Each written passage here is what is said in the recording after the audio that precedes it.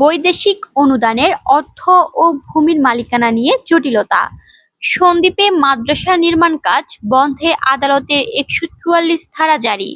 নেপথ্যে প্রবাসীর চাঞ্চল্যকর তথ্য। সন্দ্বীপ উপজেলার মগধারা ইউনিয়নের ৮ নম্বর ওয়ার্ডের ২২ চৌকিদার বাড়ির প্রবাসী রহিমকে কেন্দ্র করে স্থানীয় একটি জামে মসজিদ ও মাদ্রাসার নির্মাণ কাজ নিয়ে চাঞ্চল্যকর অভিযোগ উঠেছে। অনুদানের নামে নেওয়া বিপুল অর্থের সঠিক হিসাব না পাওয়া, নাম ফলক নিয়ে চুক্তিভঙ্গ, জায়গা নিয়ে বিরোধ এবং আদালতের ১৪৪ ধারা জারির ঘটনায় এলাকায় ব্যাপক আলোচনা সমালোচনার সৃষ্টি হয়েছে।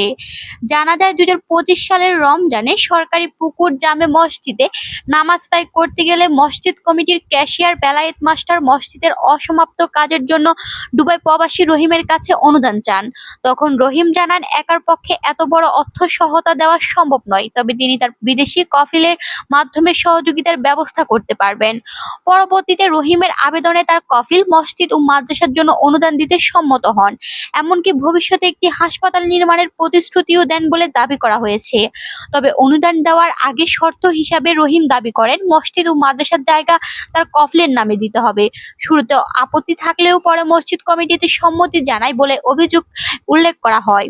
এরপর ধাপে ধাপে প্রায় ৫৪ লাখ টাকা অনুদান দেওয়া হয় মসজিদ ও মাদ্রাসার কাজের জন্য। কিন্তু দীর্ঘ সময় পার হলেও কাজ দৃশ্যমানভাবে শেষ না হওয়ায় রহিমের কফিল হিসাব চান। অভিযোগ রয়েছে, মসজিদ কমিটি ৫৪ লাখ টাকার মধ্যে প্রায় ১৬,৮২,০০০ টাকা মসজিদের কাজে এবং বাকি টাকা মাদ্রাসার কাজে ব্যয় দেখায়। অথচ সরেজমিনে গিয়ে দেখা যায় মাদ্রাসার উল্লেখযোগ্য কোনো কাজ দৃশ্যমান ছিল না।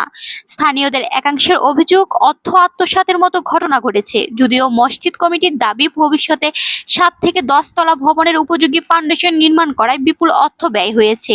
পরে রহিমের কফিল নির্মাণ কাজ রহিমের তত্ত্বাবধানে চালানোর নির্দেশ দেন। এই বিষয়ে স্টাম্পের মাধ্যমে লিখিত সম্মতিও দেওয়া হয় বলে জানা গেছে। সিদ্ধান্ত অনুযায়ী মাদ্রাসার কাজ ৩ তলা পর্যন্ত রহিমের আন্ডারে চলবে বলে উল্লেখ করা হয়। গত রমজানে রহিম দেশে এসে ছাদ ঢালাই কাজের উদ্বোধন করে পুনরায় বিদেশে ফিরে যান। তবে গত ২৩ মে ২০২৬ তারিখে নতুন করে জটিলতার সৃষ্টি হয়। অভিযোগ অনুযায়ী মসজিদ কমিটির ক্যাশিয়ার বেলায়েত মাস্টারের ভাই মাস্টার দেলোয়ার মাদ্রাসার জায়গাটিকে কবরস্থানের জমি দাবি করে থানায় মামলা দায়ের করেন। পরে আদালত থেকে ১৪৪ ধারা জারি হওয়ায় নির্মাণ কাজ বন্ধ হয়ে যায়। ভুক্তভোগীর দাবি, ওই স্থানে পূর্ব থেকে একটি ভাঙাচোরা টিনশেড মাদ্রাসা ছিল এবং নতুন ভবনের উদ্বোধনী অনুষ্ঠানেও মাস্টার দেলোয়ার উপস্থিত ছিলেন। তাহলে এখন প্রশ্ন, মাস্টার দেলোয়ার হোসেন তখন কেন বাধা দিলেন না? অভিযোগ উঠেছে, মসজিদের কাজ প্রায় শেষ হওয়ার পর কমিটি এখন আর কফিলের নামে মসজিদ ও মাদ্রাসার জায়গা হস্তান্তরে রাজি নয়।